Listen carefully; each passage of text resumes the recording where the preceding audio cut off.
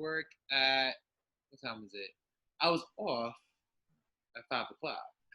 I had to prepare for Yeah. all of y'all today. So I'm like, let me just hop up online real quick and just. Yeah.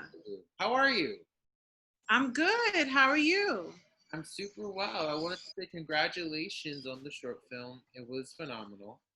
Thank you so much. Like it looked great. I actually was just speaking to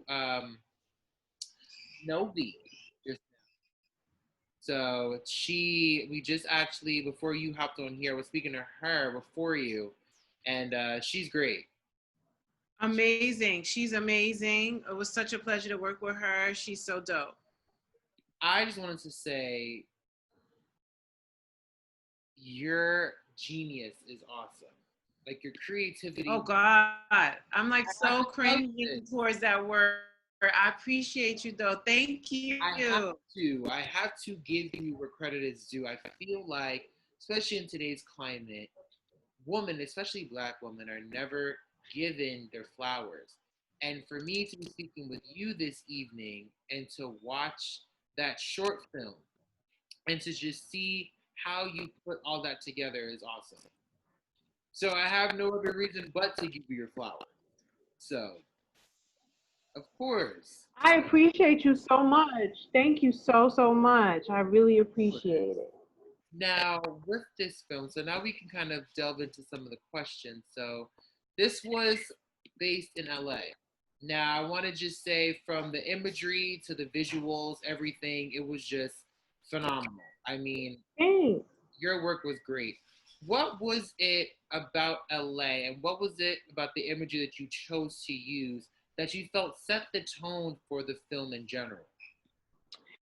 So, what I wanted to capture is a specific kind of like enclave of LA that we don't always get to see and truly experience from a very authentic perspective.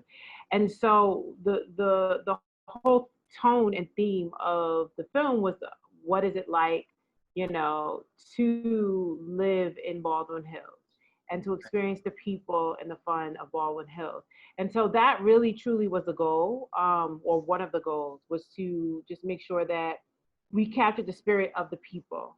We weren't out in the streets so much. We weren't doing so many exteriors. So it was really just about the friendship, the collective, the type of community that you can land into and be dropped into like I was and like so many of my other friends were when we came to LA, which is like this beautiful Black community that exists here.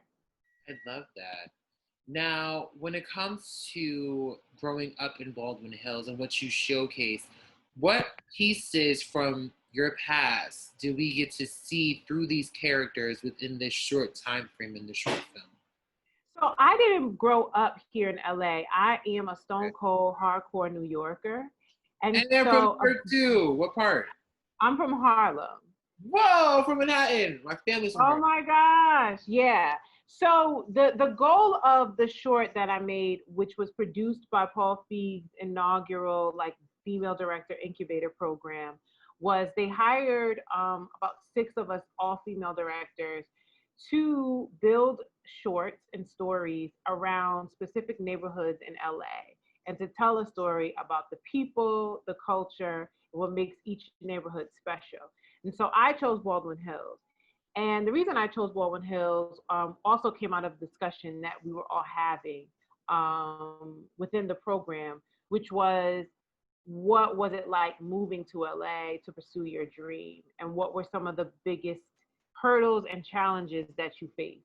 So that was kind of like the beginning conversation for all of us when we were coming up with our short. Because all of us, you know, are filmmakers who came out here with a dream, who came from different places, different countries, different cultures, different parts of the United States. And it can be really jarring when you come to a new city and try to find your tribe and try to find a home. And Right. so, jokingly, but not jokingly, because it's serious, I talked about one of the first I did when I came to LA is try to find that I went through and trying to land someone that I could trust, that I, felt comfortable with, that I felt like, did the job the way I wanted them to do. And it was a lot of trial and error. It was a lot of bad situations. It was a lot of like just ratchet hood situations, people not showing up, people being late, people keeping you there all day long. And a lot of my experiences were tied into this neighborhood and this community as far as just like getting to know my new lay of the land, and so I found the Black neighborhood. And I think that's true, like with all people of color and Black people, right? We move to a new city and we're like, where the Black folks at? Where can I find my folks? And so that's kind of hand in hand. And I felt like Baldwin Beauty was one of the places that reminded them most of Harlem. And so that's why, I found my way back here time and time again until I finally moved here. Wow. Okay. And how are you settling in? Is it everything that you see it as from Harlem? Is it little differences? Like, what are some of the? I mean, because I might be a little biased here, but I feel like nothing's like Harlem. But what are some similarities and differences Nothing. you find? And There's Baldwin. no place like New York City. There's no place like Harlem. So there could never ever be a replacement. Right. I like the. And I'm like through and through, like miss my city every day. What'd you say? I love that we see eye to eye on that. Harlem is. You can't. No shade to any of my LA brethren and family, and I love that I've been able to call this place home. But there's, to me, no place like home, which is truly for me always going to be Harlem in New York. But there's so many similarities between Baldwin Hills and the greater Baldwin Hills area. When you talk about, I specifically live in Leimert Park, but you're talking about View Park, Leimert Park, and the surrounding areas, Culver City, Ladera Heights. And so one of the unfortunate things that's very similar is gentrification. It's happening here the same way I saw it happening in Harlem.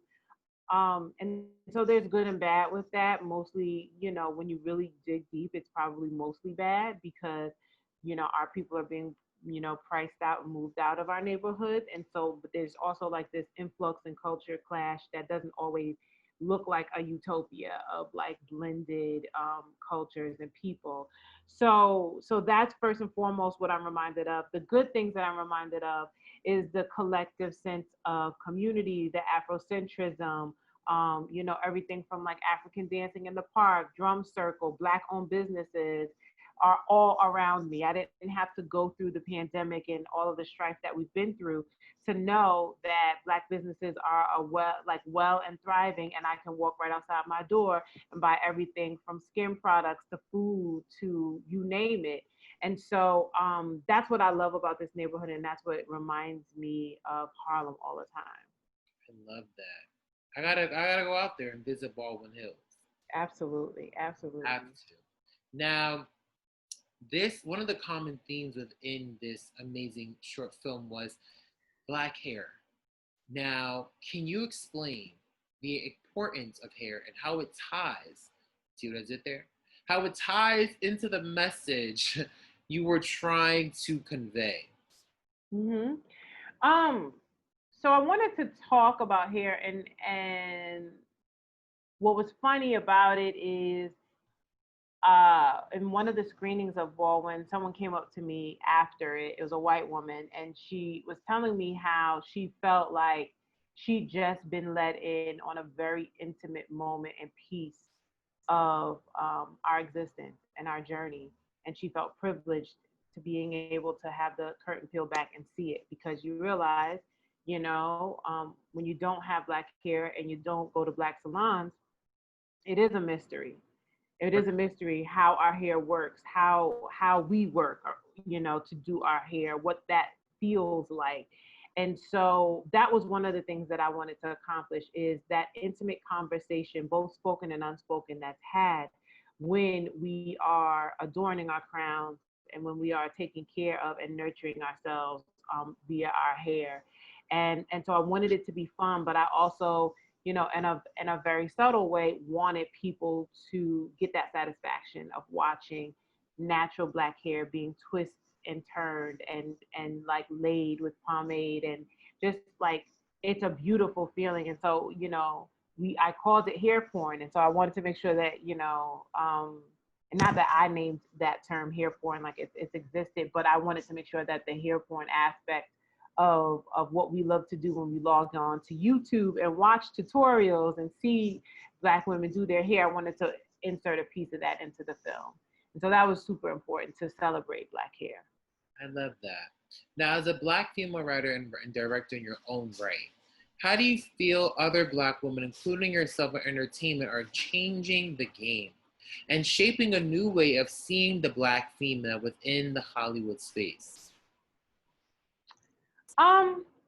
I have so many great examples and predecessors that are doing it well and inspiring me. People like Ava and Issa and Lena, who are showing a myriad of different types of Black women that people have never seen before on a grand stage. We all knew they existed in our communities. We all knew awkward Black girls existed, and women who have layers and struggles and think in fantasy and all that Ava has like kind of shown throughout her different films.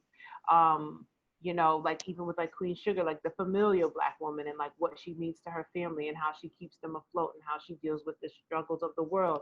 And then Lena, like really shouting out like LGBTQIA Black women and understanding like their different layers. And so I think if I am privileged and able enough to say that I could like follow in those footsteps, I would say that, I'm a Black girl from Harlem.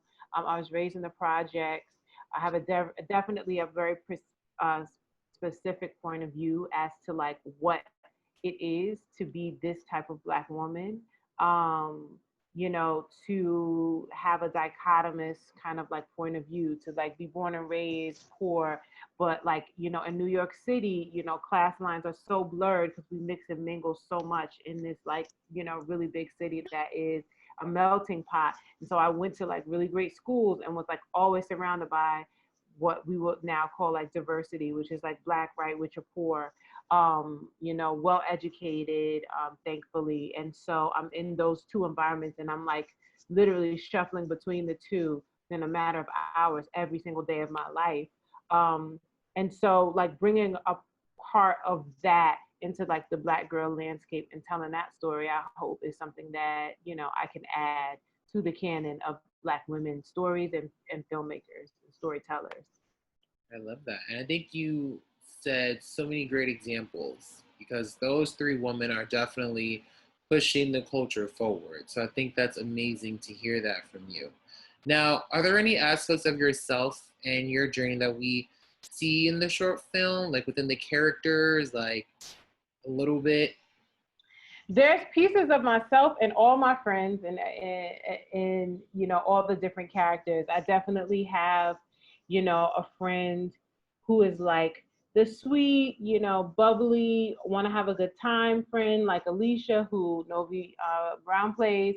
I definitely have the snarky kind of like haze you up when she first you friend who's like super discerning, Candace. So yeah, and then I embody all of those different, aspects. I have all those different aspects of my personality. So yeah, I was definitely pulling from different parts of both myself and my friends.